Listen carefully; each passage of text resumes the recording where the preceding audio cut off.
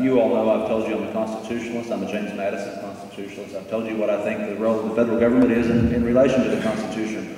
What I see Congress doing constitutionally is primarily violating the 10th Amendment. The 10th Amendment says all rights not specifically enumerated to the federal government are herein reserved to the states.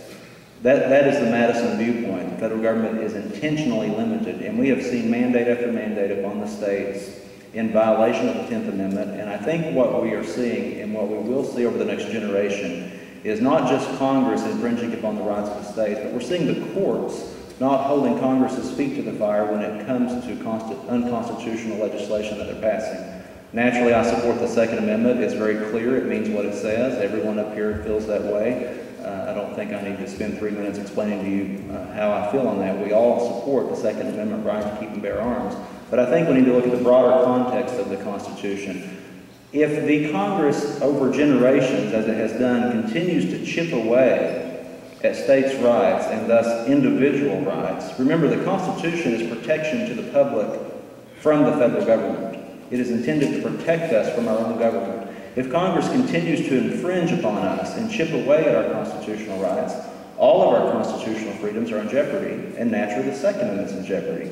We're not going to see the battleground take place on the Second Amendment. I think we see it in the 10th Amendment, and I would encourage all of you to read the 10th Amendment. As you watch your federal government action, keep your Constitution in your hand.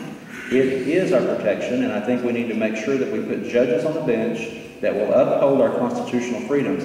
One thing I want to tell you, many people don't know, our federal government has United States district courts throughout the country.